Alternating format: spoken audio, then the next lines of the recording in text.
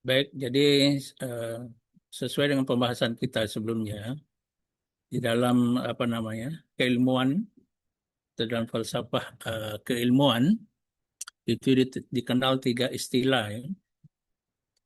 Yang pertama itu adalah yang kita kenal dengan istilah ontologis. Ya. Ontologi itu di sana kita akan membahas tentang hakikat, hakikat yang dikaji. Yang kedua, kita membahas terkait dengan epistemologinya, jadi cara memperoleh ya, sesuatu yang dikaji itu. Jadi hakikat apa yang dikaji itu adalah hadis. Dan waktu bersamaan adalah ulumul hadis. Yang kedua adalah epistemologinya, ini cara memperolehnya. Dan ini kita sudah bahas pada pertemuan kita sebelumnya. Nah, kemudian yang ketiga adalah aksiologi. Jadi kegunaan daripada apa yang kita bahas itu dan yang sudah kita peroleh itu, baik itu hadis maupun ulumul hadis. Sebelumnya terkait dengan ontologi ini kita sudah membahas ya, terkait dengan konsep dasar ulumul hadis.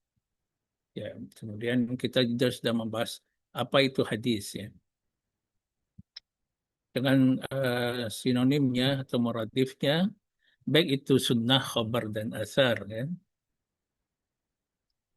Kemudian kita juga sudah mengkaji terkait dengan ini ada kaitannya dengan otoritas Nabi ya.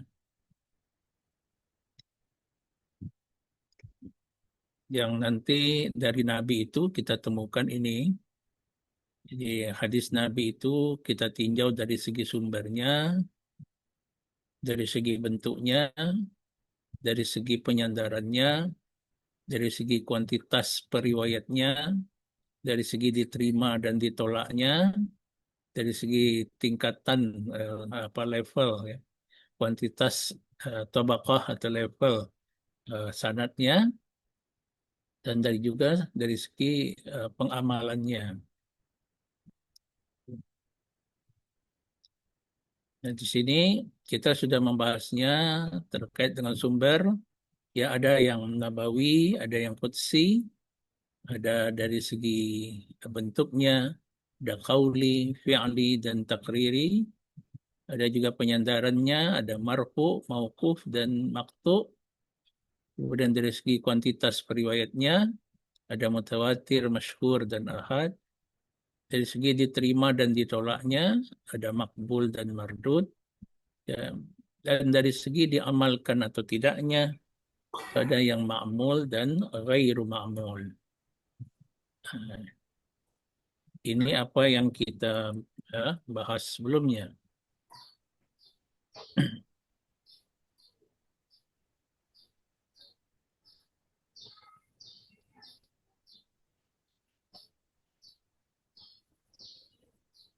Jadi otoriti pendapatnya itu ya, dibantah ya oleh ya, ilmuwan ini Fadlur Rahman ini dari Pakistan ya, sebagai pandangan yang tidak memiliki basis Qurani yang mantap.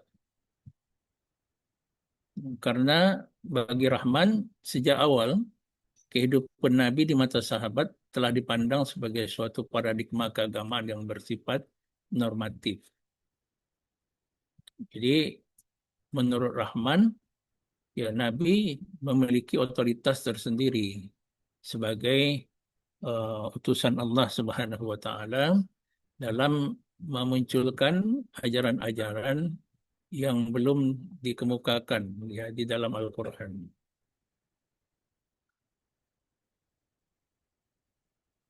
Nah, dari segi otoritas juga Muhammad Muhammad Muhammad Mustafa Al-A'zami dia menyatakan otoritas Nabi Muhammad SAW itu adalah pertama sebagai penafsir Al-Quran.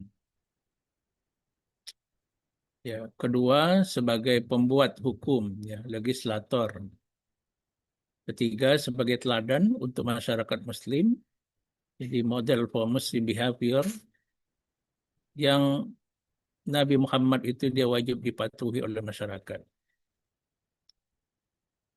Hmm.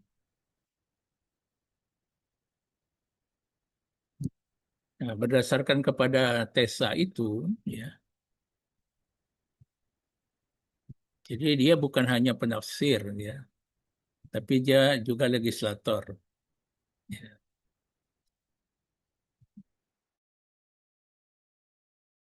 Berdasarkan kepada Tesa itu, ya, maka hadis Nabi itu disejajarkan dengan Al-Quran sebagai wahyu. Nah, secara normatif, ya, beliau merupakan gambaran ideal dan aplikasi Al-Quran yang pragmatis. Ya. Dalam beberapa literatur dikatakan bahwa hadis berasal dari sumber yang sama. Ya. Perbedaan keduanya hanya pada bentuk dan tingkat otentisitasnya. Jadi bukan pada substansinya. Ya, secara substantif, ya, wahyu itu dikategorikan sebagai wahyu yang ghairu matlu, wahyu yang tidak dibacakan. Jadi sumber daripada ajaran Islam itu adalah satu, yakni wahyu. Wahyunya ada wahyu yang matlu, itu Al-Quran. Jadi kalam Allah al-munazzal ala Muhammadin sallallahu alaihi wasallam al-matlu, ya, al-matlu. Jadi yang dibacakan. Al-mutawatiru al-muta'abbadu bitilawatihi. Nah, sementara hadis itu sendiri dia juga wahyu, ya, tapi dia yang ghairu matlu, ya, yang tidak langsung dibacakan. Maka Allah menyampaikan pesan kepada manusia itu, ya, ada tiga caranya yang sebagaimana difirmankan oleh Allah, wa makana li basyarin ayyukallimahullahu illa wahya. Jadi pertama itu Allah menyampaikan pesan langsung kepada manusia, wahya. Yang kedua adalah aumi wara'i hijabin. Allah berkomunikasi dengan manusia di balik tabir. Itu seperti kasusnya Nabi Musa, ya. Dan juga kasusnya Nabi Muhammad SAW berdialog dengan Allah di Sidratil Muntaha.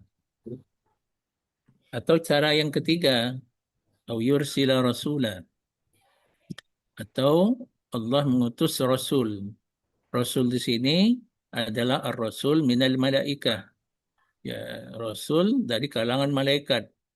Ya, yang ini yang ditugaskan adalah Jibril, ya, untuk menyampaikan pesan kepada rasul dari kalangan manusia. Dalam hal ini adalah Nabi Muhammad. Jadi dia Jibril itu adalah Rasulun Amin. Nah, kewahyuan hadis itu dilihat dari segi pertama, Nabi, ya, mendapatkan pesan langsung dari Allah. Ya, kita kenal ada hadis qudsi, ya, fima rawahu an rabbih. Bentuk yang keduanya adalah Nabi berijtihad. Ya. Ijtihad Nabi itu jika direstui oleh Allah Subhanahu wa taala, maka Allah membiarkannya. Tapi jika ijtihadnya itu tidak diperkenankan oleh Allah, maka Allah akan menegurnya. Hmm. Sampai Allah menyatakan, walau taqawwala alaina ba'dal aqawil, la akhazna minhu bil yamin wa qatta'na minhu al watin. Nah, jadi jika ada kesalahan-kesalahan, ya maka Allah tegur itu. Nah, di sanalah indikasi kewahyuannya. Jadi dalam kita mengungkapkan, ya, bahwa Al-Quran itu adalah sumber ajaran Islam di samping hadis. Demikian juga hadis itu adalah sumber ajaran Islam di samping Al-Quran. Dan kedua-duanya adalah pesan Allah. Karena keberadaan Muhammad ya itu adalah sebagai Rasulullah, utusan Allah. Maka Nabi Muhammad SAW itu membawa pesan daripada Allah Subhanahu wa taala.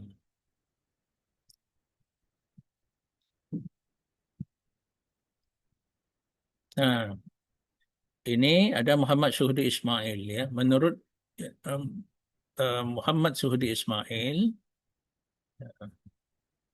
ini dia merumuskan posisi Nabi itu yang diutus sebagai rahmat bagi semesta alam atau untuk semua umat manusia. Ya, jadi wa ma arsalnaka illa rahmatan lil alamin. Ya, jadi bukan rahmatan lil muslimin. Al-alam ya, al-alam itu ya dia mulhaq kepada jamak mudzakkar salim.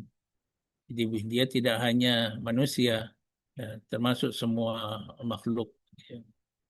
Hewankah, tumbuhankah, manusiakah, dan seluruh yang disebut dengan alam. Nah, jadi memang dalam sejarah Nabi ini berperan dalam banyak fungsi. Dia bisa sebagai rasul, ya, dan kepala negara, pemimpin masyarakat, hakim. Ya, tetapi dia juga bisa menjadi dirinya sendiri, yakni pribadi, sebagai manusia ya, biasa. Nah, jadi kita ketika berinteraksi nanti dengan hadis, itu peran-peran tersebut harus dijadikan sebagai bahan pertimbangan ya, dalam penafsiran dan pemahaman terhadap hadis-hadis tersebut. Maka jika kita membuka lembaran-lembaran kitab-kitab ya terkhusus misalkan dalam bidang usul, ya misalnya sebagaimana kita bahas sebelumnya, ya, ada pengertian hadis yang berbeda ya atau pengertian sunnah yang berbeda antara para ulama, baik itu ahli hadis, ahli usul maupun ahli fikih. Nah, itu kita dapat melihat. Misalkan dari ahlul eh, apa nama ulama usul al-fiqh itu, misalkan sunnah itu didefinisikan dengan kullu ma sadara 'anil nabi. Jadi setiap sesuatu yang bersumber dari Nabi ghairal Qur'anil Karim, selain Al-Quran. Ya, tetapi tidak semua yang bersumber dari Nabi itu dapat dijadikan sebagai sunnah. Ya, jadi qaulun, fi'lun, dan takrirun mimma yasluhu ayyakuna dalilan di hukmin syar'i yang dapat dijadikan sebagai dalil hukum syar'i. Sementara di kalangan ahli hadis memandang Nabi sebagai uswah, sebagai contoh, dan contoh itu layak atau patut untuk diteladani, dijadikan qudwah. Jadi tidak hanya contoh. Maka segala sesuatu yang berasal dari Nabi di kalangan ahli hadis itu diupayakan untuk dapat diwujudkan dalam hidup dan kehidupan. Berbeda dengan ahli usul. Maka ahli usul nanti dia akan mengklasifikasi ya sesuatu yang dari Nabi itu. Ya, pertama nanti mereka ada yang mengklasifikasikan perbuatan Nabi itu yang dikenal dengan af'al al-jibilliyah. Ya. Jadi perbuatan-perbuatan yang bernuansa jibilliyah atau basyariyah. Ya, Muhammad sebagai manusia biasa. Yang kedua ada perbuatan dan perkataannya itu dalam rangka bayan ya, ditasyri', penjelasan terhadap ajaran Islam. Ya. Nah, yang ketiga itu ada dalam bentuk perbuatan-perbuatan yang itu khusus untuk Nabi. Ya. yang umatnya tidak dapat atau tidak diperkenankan untuk mengikuti Nabi dalam hal itu. Jadi ada yang jibiliyah, ada yang sifatnya tasyri', ada juga yang khas ya pada Nabi. Ya, misalnya yang khas pada Nabi itu Nabi ada istrinya lebih dari 4 ya. Jadi Pak Limun Fajri itu bolehnya hanya 4. Kalau sudah lewat itu berarti tidak boleh karena itu khas bin Nabi. Itu contoh lah. Jadi ada yang jibiliyah, ya, ada yang tasyri' dan ada juga yang khas. Nah, jadi ketika kita memahami nanti hadis ya, seperti di makalah ya, apa namanya Bapak Yoga ini ada anasir kritik ya, kemudian ada anasir pemahaman. Cuma lebih banyak ceritanya tadi kepada isu aktual ya, terkait dengan ya, apa namanya Natal ya, gitu. It's okay lah. Nanti kita sampaikan itu ya. Baik, kemudian eh, akhirnya kita ada aksiologis ya. Di dalam aksiologis ini yang pertama yang akan kita lihat adalah terkait dengan ini Bapak dan Ibu ya, hadis sebagai sumber ajaran Islam. Itu kaitannya dengan otoritas ya, otoritas yang di atas tadi. Saya ingin apa namanya eh, mengajak Bapak dan Ibu dalam penyebutan hadis sebagai ya, yang ini yang sering disebut ini hadis sebagai sumber hukum. Ya, jadi kita eh, lebih menggunakan istilah hadis sebagai sumber ajaran. Ya. Karena hadis itu termasuk juga Al-Quran itu bukan hanya sumber hukum. Jadi dia ada sumber akidah, sumber syariah, sumber akhlak, sumber muamalah. Ya, yang semuanya itu adalah ajaran Islam. Kalau kita kutip pendapat Mahmud Shaltut ya misalkan dalam bukunya ya, itu dia sebut al-Islam aqidah wa syariah, akidah dan syariah. Ya, tapi ada yang tambah lagi Islam aqidah wa syariah wal akhlak ya. Ya. Kalau kawan-kawan kita itu yang di Muhammadiyah dia dia sebut begitu. Islam itu akidah, syariah, akhlak dan muamalah duniawiyah misalnya gitu ya. Ya semuanya itu adalah ajaran Islam. Jadi kita membatasi mengungkapkan hadis sebagai sumber hukum. Jadi terlampau kecil nanti.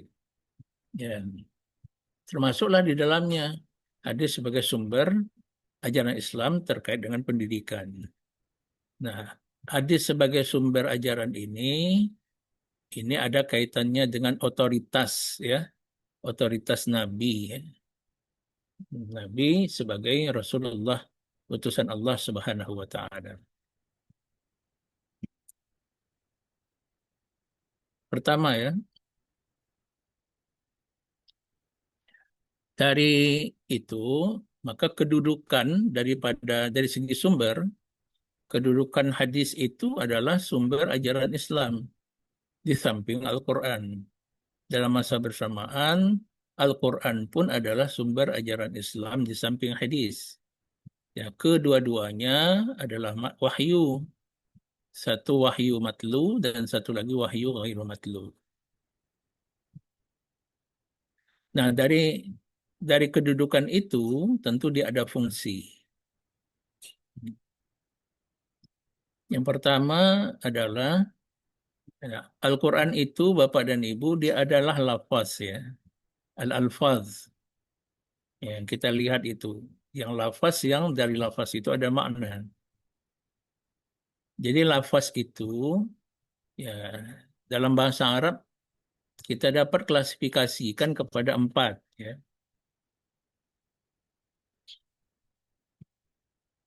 Yang pertama adalah lafaz dari segi cakupannya. Ya, al-lafzu min haitsu syumul. Ya. Lafaz dari segi cakupannya.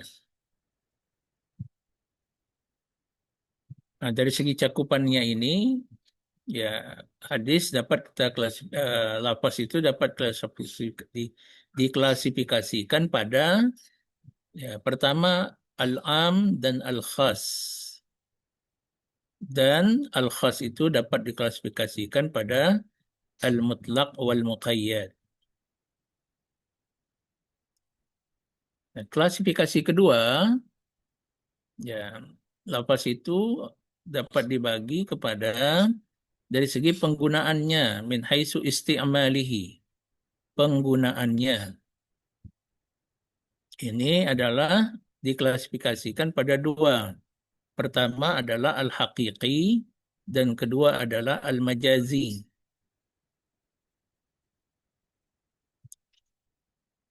Misalnya kita menyebut ungkapan yadullahi fawqa aydihim. Ungkapan tangan Allah di atas tangan mereka. Ya, penggunaan kata yad itu dimaknai hakiki atau majazi. Ya. Yang ketiga adalah lafaz dari segi sighatut taklif, ya bentuk pembebanan. Ya. Ini dapat dibagi kepada dua. Yang pertama adalah al-amru, perintah. Yang kedua adalah an-nahyu, larangan. Nah, kemudian yang terakhir, lafaz itu dapat ditinjau dari segi dalalah, petunjuknya. Ada yang disebut dengan al-mantuq dan ada yang disebut dengan al-mafhum. Klasifikasi ini ya adalah klasifikasi ulama Syafi'iyah. Nah, sementara ulama Hanafiyah mengklasifikasikan kepada empat. Ya, kedua-duanya sama-sama empat. Ya. Karena mantuk itu nanti ada yang sharih, ada yang ghairus sharih. Mafhum itu ada yang muwafaqah dan ada yang mukhalafah. Nah, di Hanafiyah ada dalalatul annas, ya. Nah, dalalatul nas, dalalatul ibarah, dalalatul isyarah dan dalalatul ima. Ya. Dan ini memerlukan apa namanya sesi khusus, ya, untuk mendalami empat klasifikasi tersebut. Nah, fungsi hadis antara lain adalah yang pertama, ya, menegaskan, ya, informasi atau petunjuk yang ada di dalam Al-Quran. Jika ada ayat menyebutkan aqimus salata wa atuz zakata warka'u ma'ar raki'in misalkan. Maka nanti ada hadis pula. Misalkan bunyal Islamu ala khamsin. Misalnya, ya. Syahadatu an la ilaha illallah wa anna Muhammadar Rasulullah sampai akhirnya itu fungsinya adalah menegaskan. Jadi ada di dalam ayat dan ada di dalam hadis.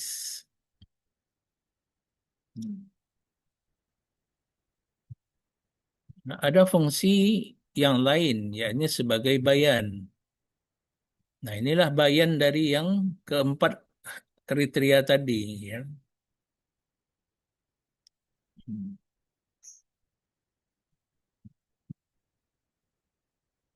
Kita ambil misalkan lafaz umum, ya. Lafaz yang umum. Jadi misalkan ada ungkapan as-sariqu was-sariqatu. Jadi itu lafaznya as-sariqu was-sariqatu. Jadi orang yang mencuri baik laki-laki maupun perempuan. Itu ada kata umum, perlu penjelasan. Ya, penjelasan siapa itu pencuri, ya, berapa barang nominal barang yang dicuri. Ya, jadi tidak semua yang dinama pencurian itu nanti ada implikasi kepada fakta umum. Nah, tetapi jika kita hanya berpegang kepada ayat Al-Quran, maka asal dia bernama mencuri atau pencurian, maka harus dieksekusi dengan potong tangan. Nah, tapi tidak demikian. Jadi ada penjelasan as-sarik itu siapa, apa yang dicurinya, berapa nilainya. Itu tidak dijelaskan dalam Al-Quran, maka itu perlu bayan. Ya. Misalnya kita bertemu dengan lafaz mutlak, faqta'u aydiyahuma, potonglah tangan keduanya. Itu ID itu adalah lafaz mutlak.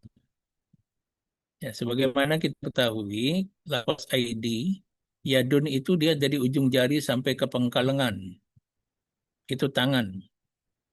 Ya. Maka kata tangan itu disebut mutlak karena dia sudah badali. Ya, ditukarkan makna dari ujung jari sampai ke pangkal lengan itu, ya, ke pangkal lengan itu dengan menyebutkan tangan itu sampai ke pergelangan. Nah, Merah. Ini. jadi ketika akan ada potong tangan, ya, qata'a Rasulullah sallallahu alaihi wasallam yada sariq, ya, Nabi memotong tangan orang yang mencuri itu ila rusghi, sampai ke pergelangan, tidak sampai ke pangkal lengan. Nah, yang seperti itu perlu bayan, ya. Nah, disitulah fungsi daripada Nabi. Ini ondel, ondel, ondel, ondel. Ya. Apanya itu? Hah? Jika kita apa namanya menyebutkan, ya, menyebutkan sesuatu lafaz dalam Al-Quran, dan lafaz-lafaz itu perlu penjelasan. Dan penjelasan itu dapat diperoleh antara lain dari Al-Quran itu sendiri atau dari Hantunya ini dong. manusia yang otoritatif untuk menjelaskan. Nah, itulah Nabi Muhammad SAW. Dan sinilah fungsi daripada hadis itu.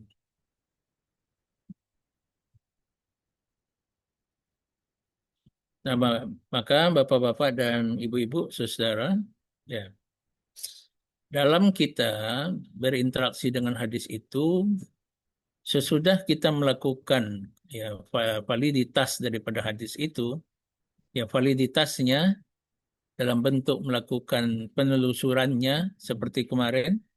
Jadi epistemologi itu kajiannya adalah kajian sumber, ya, menelusuri hadis ke sumber aslinya, kemudian kita melakukan validasi dengan melakukan kritik sanadnya dengan 5 kriteria, dan kritik matannya dengan 2 kriteria, ya, dan ditambah lagi nanti apa kriteria-kriteria dari para ulama di luar ulama hadis, ya, seperti konfirmasi hadis dengan Al-Quran, konfirmasi hadis dengan sunnah masyhurah, konfirmasi hadis dengan amal sahabat dan fatwanya, ya, konfirmasi hadis dengan amal ahlul Madinah, konfirmasi hadis dengan qiyas, ya, konfirmasi hadis dengan akal, ya, sejarah.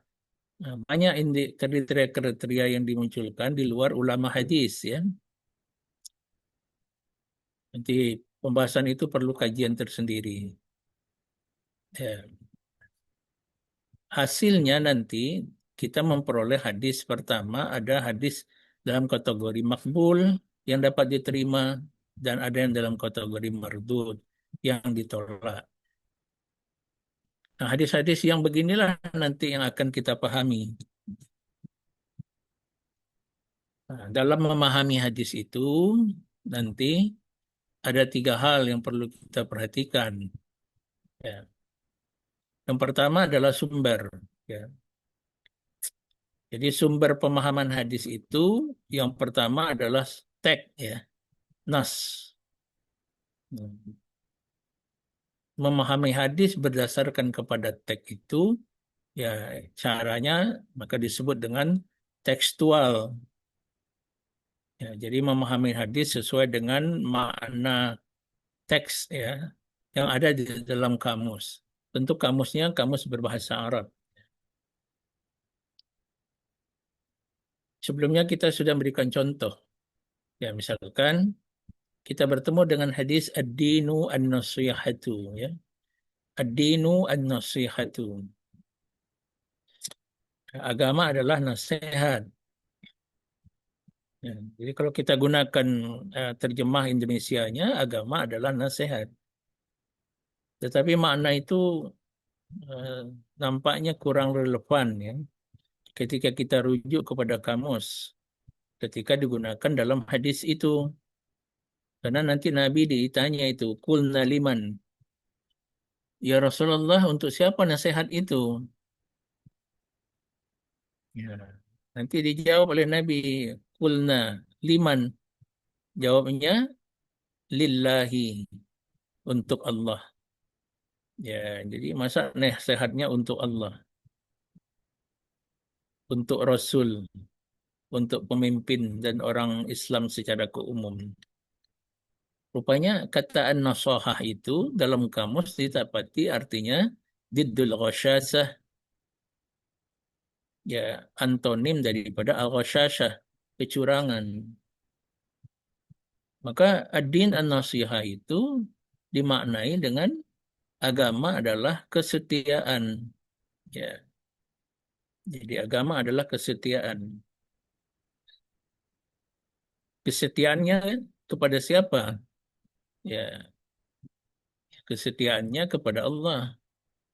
Nah, jadi memahami teks hadis itu yang berpandukan kepada makna yang ada dalam teks, ya, maka itu disebut tekstual. Problemnya muncul nanti ketika satu kata itu dia memiliki banyak makna. Jadi dia lafaznya mustarak. Jadi banyak maknanya. Ya, jadi bukan satu makna. Misalnya kata hadis saja. Hadis itu ada artinya al-jadid misalnya, baru. Ada artinya al-qarib, ya dekat. Ada artinya al-khabar, ya berita. Jadi mana yang sesuai ketika dia ditempatkan pada satu konteks kalimat. Nah, jadi itu tidak dapat lagi dimaknai secara tekstual. Perlu ada konteks. Maka sumber kedua dalam memahami hadis itu adalah konteks. Ya, ya konteks. Memahami hadis berdasarkan konteks itu disebut dengan kontekstual. Ya, konteks itu ya bisa tadi di makalah dilihat ada sababul wurud ya. Konteks itu pertama adalah menghubungkan kata dengan kata dalam satu kata, satu kalimat.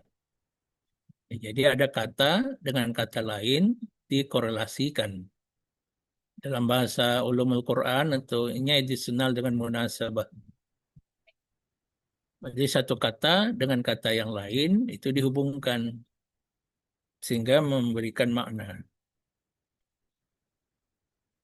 Yang kedua adalah kata dengan kata lain dalam kalimat yang berbeda.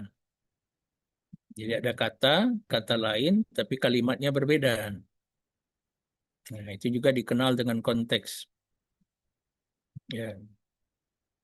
Jadi ayatnya satu, hadisnya satu, tapi ada hadis lain atau ayat lain. Tidak dalam ayat itu. Kemudian menghubungkan antara kata itu dengan kata lain di ayat yang berbeda atau di hadis yang berbeda. Nah, itu disebut dengan ya, konteks juga.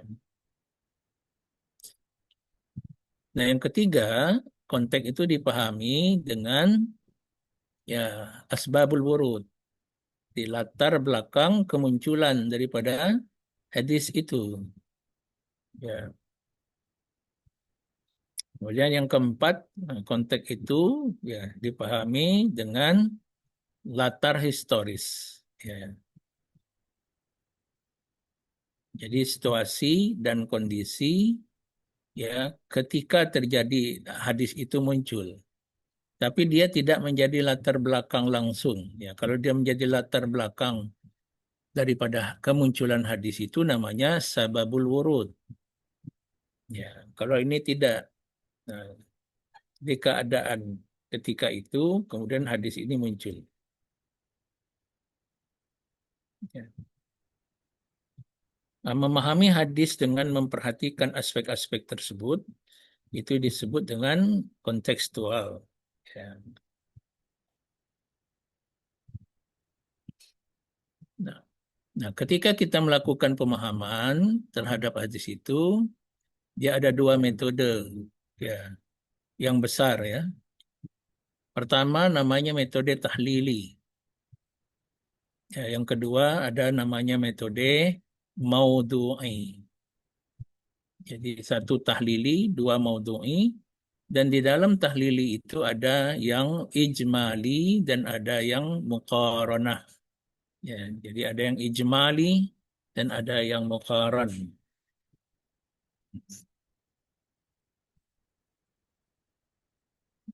Nah, hadis itu sendiri nanti ada yang muhkam. Dari segi ada perbedaan atau tidaknya. Ada yang muhkam, jadi hadis itu tidak ada perbedaan antara satu dengan lainnya. Nah, tetapi nanti ada hadis itu yang berbeda. Ya, ada yang berbeda. Jadi hadis satu ya, melarang, hadis yang lain membolehkan. Ya. Nah, kalau yang pertama itu kita sebut dengan hadis muhkam. Ya. Yang kedua itu adalah hadis mukhtalif.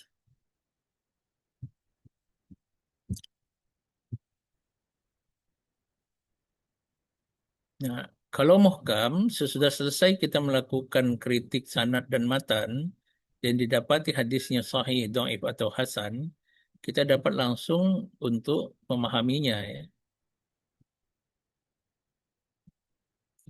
dan memproduk ya, ilmu atau pengetahuan untuk diamalkan.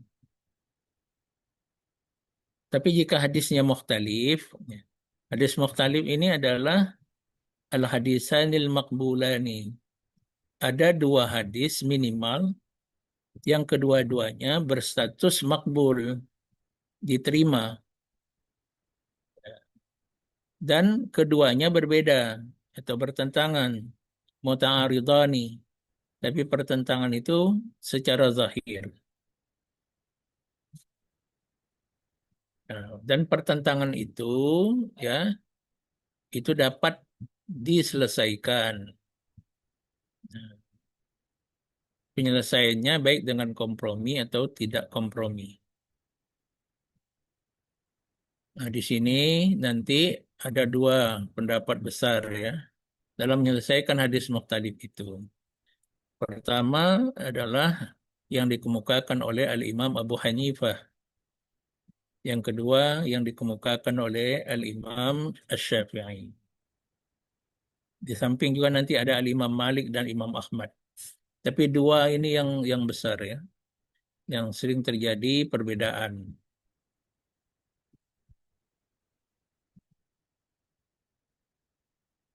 Nah, oleh Al-Imam Asy-Syafi'i itu penyelesaiannya ada yang kita kenal dengan kompromi, ada penyelesaian tidak kompromi. Yang pertama itu penyelesaiannya adalah ya dengan memperhatikan kaidah bahasa atau kaidah usul. Ya. Yang kedua itu dengan memperhatikan sabab urut. Ya. Yang ketiga itu dengan melihat kepada takwilnya. Ya. Nah, yang keempat yaitu dengan menggunakan pembahasan secara tematis korelatif. Sementara cara yang tidak kompromi ya itu pertama dengan an-nasakh ya, dengan nasakh. Yang kedua adalah dengan tarjih, ya, dengan tarjih. Jadi mengunggulkan salah satunya kalau nasakh itu berarti dia em, tidak mengamalkan salah satunya.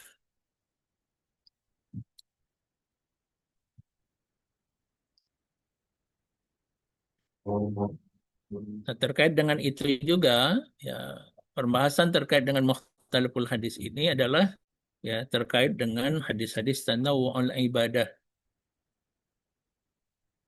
Tanawwu'ul ibadah itu ya dia termasuk juga bahasan mukhtaliful hadis ya. Tanawwu'ul ibadah ini ya adalah ya, praktek ya ibadah.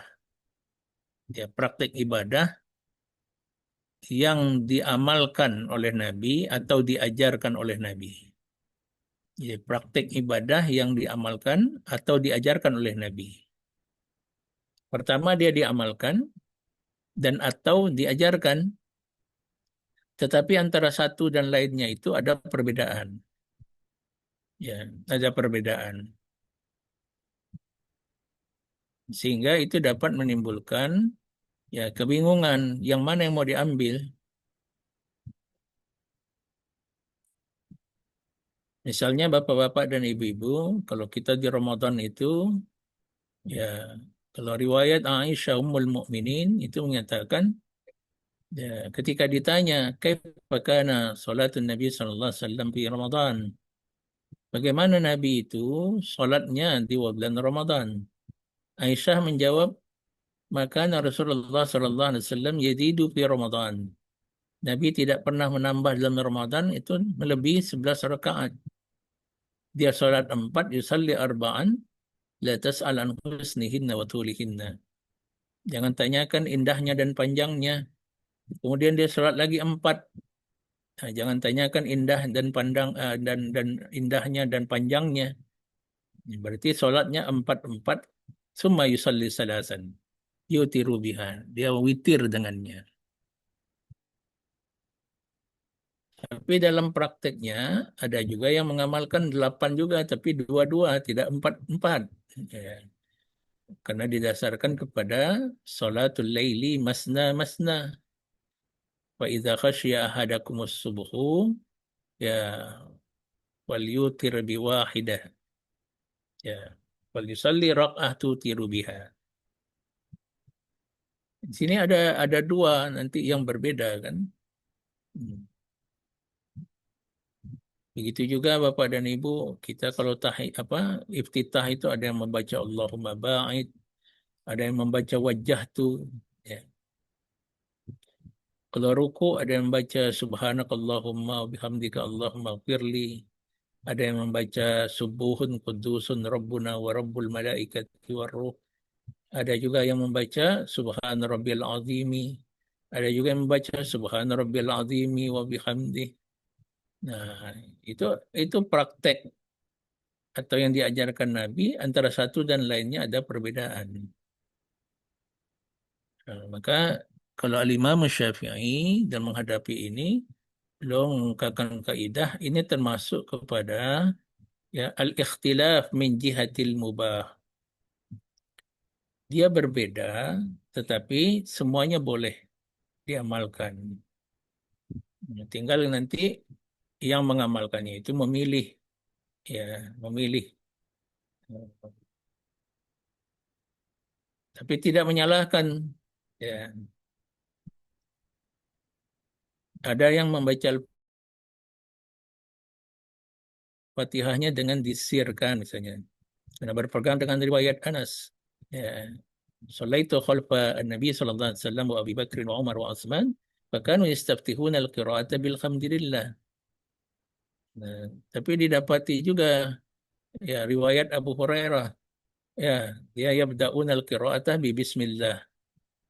Ah, dalam menghadapi ini ada ikhtilaf riwayat.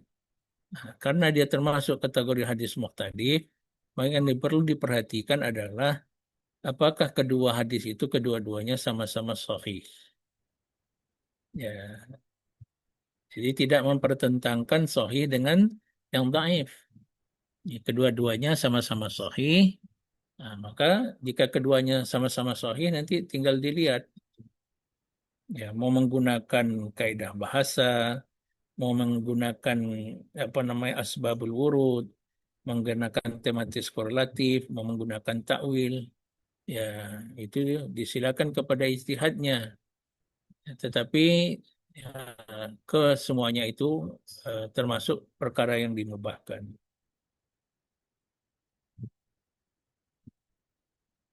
Nah, inilah yang kita lihat nanti di dalam ya apa namanya upaya memahami.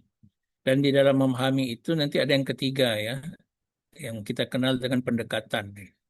Jadi mendekati hadis itu dengan pendekatan bahasa, dengan pendekatan sejarah, ya dengan pendekatan psikologi, ya pendekatan medis, ya pendekatan sains dan sebagainya.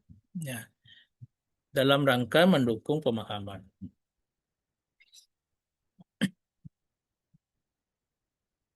Ya, misalnya tadi itu ya, itu kalau mau dikembalikan kepada ayat-ayat itu terlampau banyak ya. Nanti yang menyatakan itu. Pertama terkait ya, ini Allah Subhanahu wa taala sebenarnya sudah disebutkan tadi oleh ya, cuma ayatnya perlu dibenarkan pembacaannya. Jadi di sini Allah Subhanahu wa taala mengungkapkan in la yanhaakumullah ya. Jadi la yanhaakumullahu anil ladzina lam yuqatilukum fid din. Ya, ini Pak. Allah tidak melarang ya, tidak melarang apa? Yang pertama antabarruhum. Yang kedua watuk situ ilaihim. Ya, berbuat baik dan berlaku adil ya. Kapan itu? Ya, kalau mereka lam yuqatilukum fid din. Ya, walam yukhrijukum min diyarikum. Dia tidak memerangi kita ya dalam kita beragama dan tidak mengeluarkan kita dari kampung kita. Ya. Tapi yang dipersoalkan itu adalah ini innama yanhakum ya innama yanhakumullahu an. Nah, ini tidak boleh mereka dijadikan wali ya, pemimpin. Ya, dalam hal apa? Alladzina qatalukum fid din. Memerangimu wa akhrajukum min diyarikum.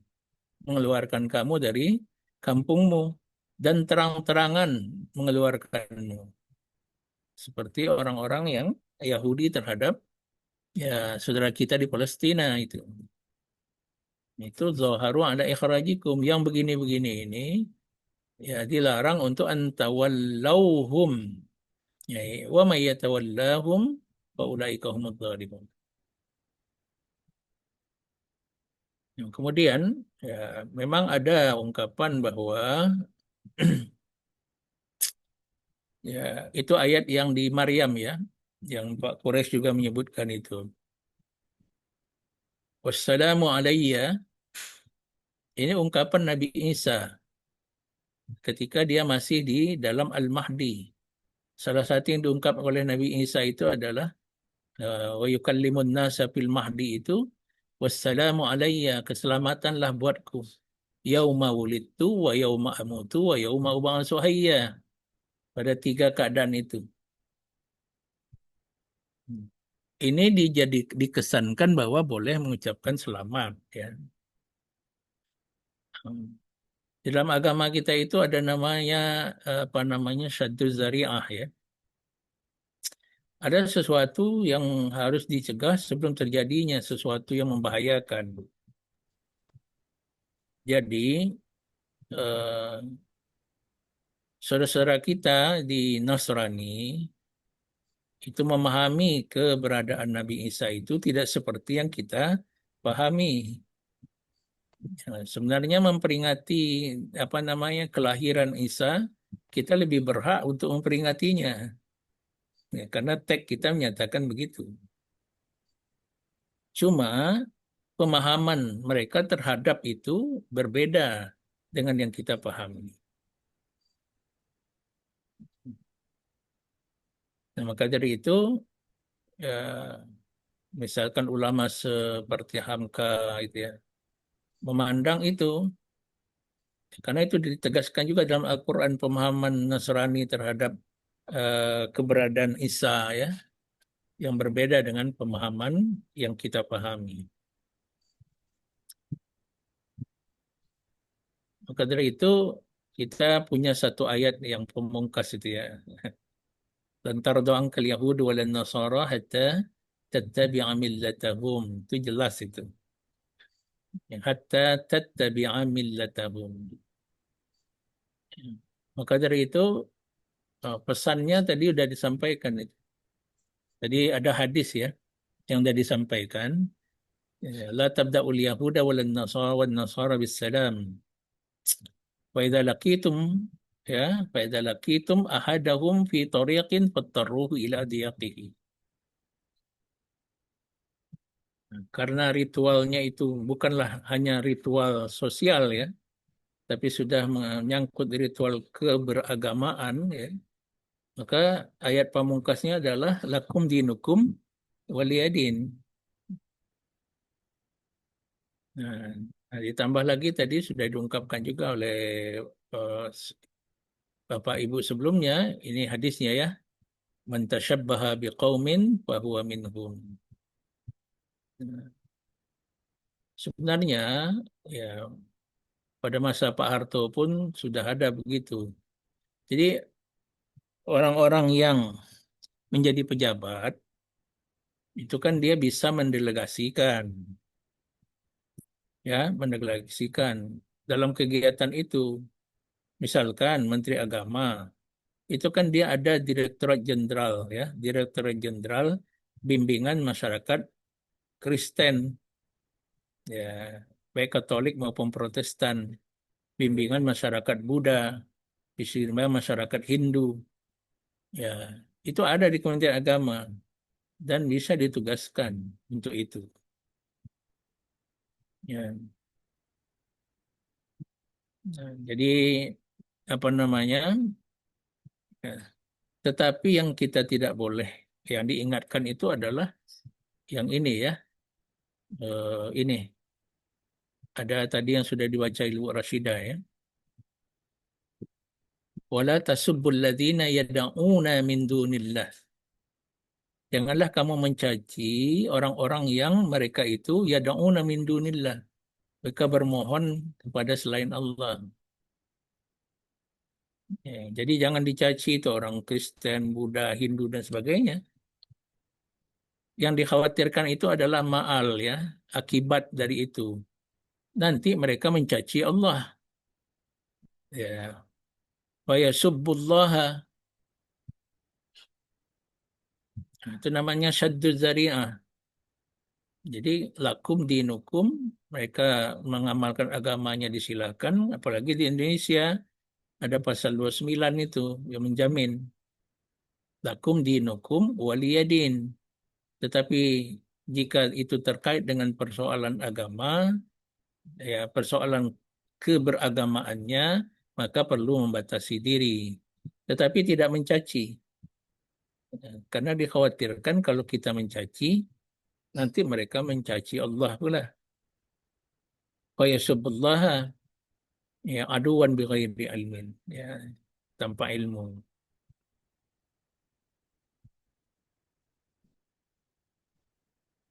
Maka tadi sudah disampaikan, jadi toleransi itu ada toleransi umat beragama, ya toleransi dalam agama, ya, ya antara Mas Syafi'i, Hanafi, Maliki ya, antara Muhammadiyah dan NU, Perti, Wasliyah dan sebagainya. Itu toleransi dalam beragama, dalam umat seagama. Toleransi terhadap umat agama lain ya.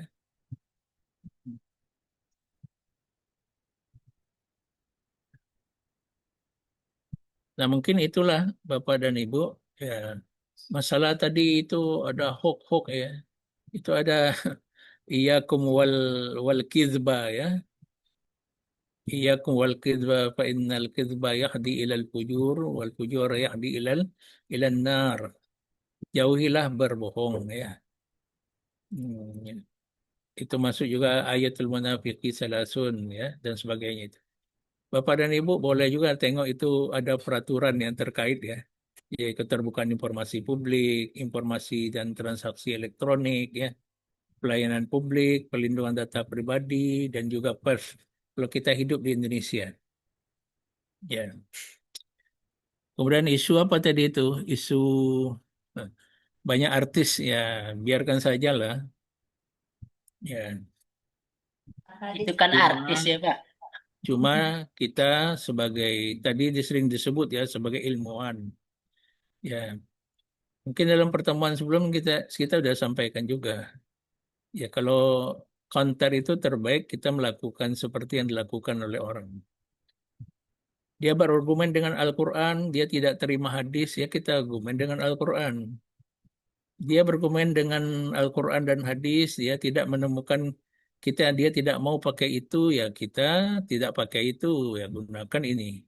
Jadi sekarang menggunakan multimedia, ya itu kan ada regulasinya yang ditayangkan itu ya, semuanya ada di situ tuh. Jadi kalau mereka apa munculkan ini ternyata hadisnya ada masalah dari segi validitasnya, ya tidak salah juga kita membuat konten ya. Konten nanti disebarkan di media. Dia pakai YouTube, gunakan YouTube. Ya, dia menggunakan Facebook, kita gunakan Facebook. Ya, kalau perlu di-follow dia. Ya, nanti kalau kita follow kan masuk juga konten kita kepada dia. Ya, ya. Jadi artinya jangan kita jangan sampai kita itu apa namanya memadamkan ya dapur orang ya.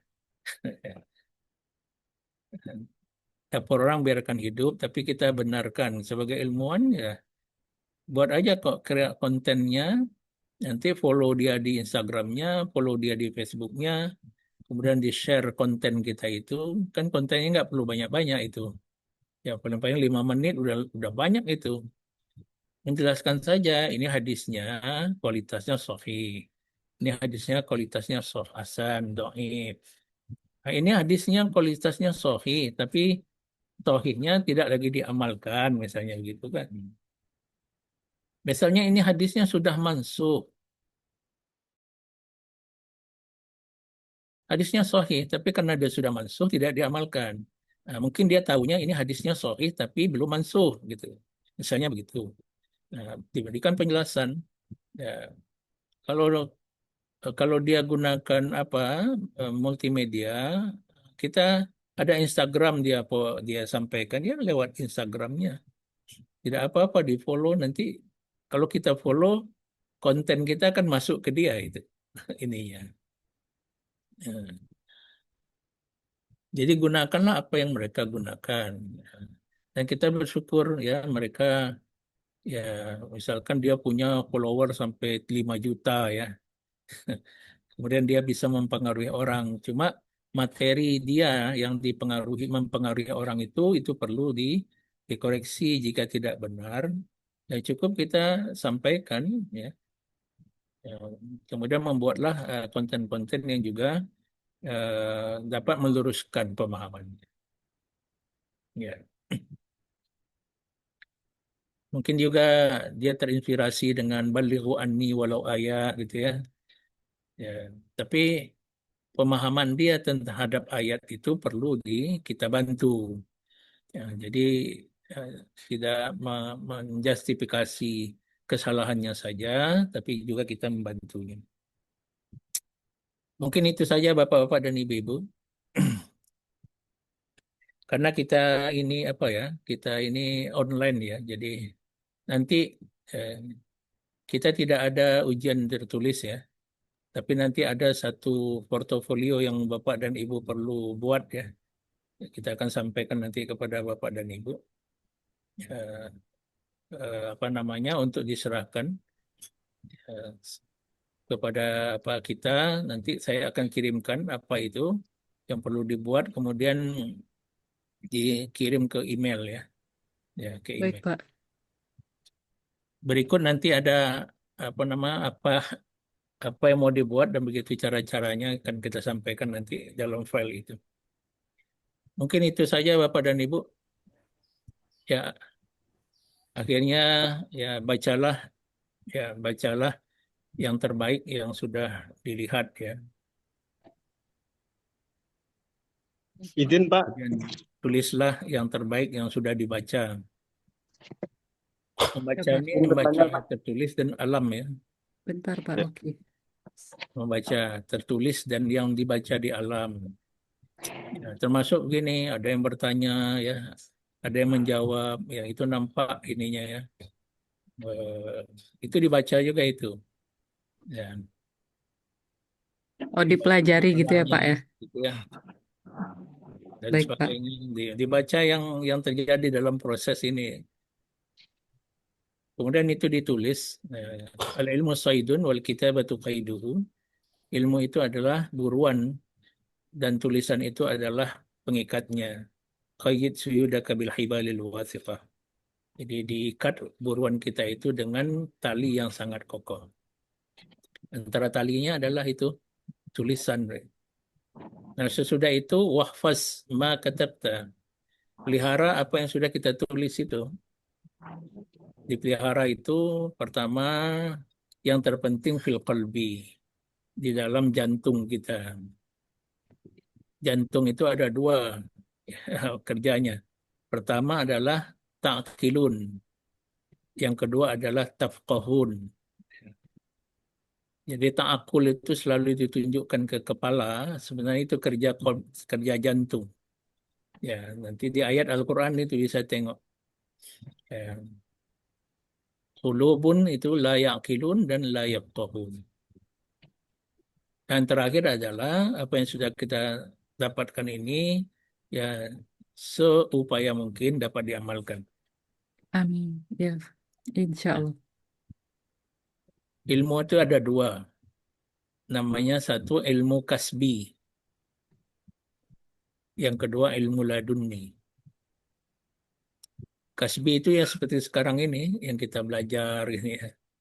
Yang laduni itu nanti cara mendapatkannya man amila, siapa yang mengamalkan bima alima, apa yang diketahuinya, allamahullahu uluman lam ya'lam.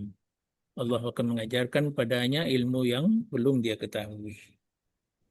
Jadi, itu saja mungkin karena Bapak dan Ibu akan ada sesi lagi ya. Baik, Ya, Pak. kita kembalikan kepada Ibu moderator ya. Baik. Foto dulu Pak. Foto Ya, Pak, foto bentar, Pak. bentar, sebentar ya, Bapak Ibu. Ya. Izin bertanya Tadi Pak dong. Rocky mau bertanya, tadi silakan Pak Rocky. Pak, deadline apanya ada Pak? Nanti kita sampaikan sesudah ini Pak ya. Oh iya, Oke, terima kasih Pak.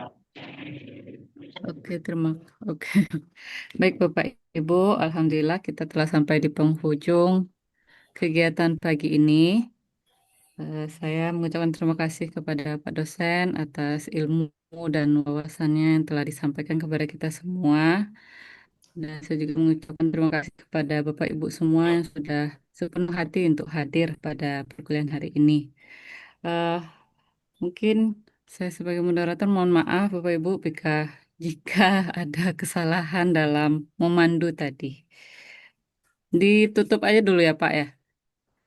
Habis itu baru kita berfoto gitu Pak.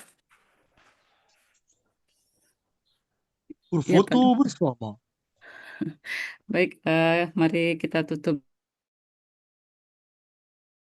dulu kegiatan ini dengan membaca hamdalah. Alhamdulillah. Alhamdulillahirabbil alamin. Dan doa kafaratul majelis. Allahumma Subhanallah. bihamdika asyhadu an la ilaha illa anta astaghfiruka wa atubu ilaik. Sekian dari saya. Assalamualaikum warahmatullahi wabarakatuh. Waalaikumsalam warahmatullahi wabarakatuh. Langsung foto, Bapak. Ya. Langsung. Senyum terbaik Ibu Sipa foto. Bentar.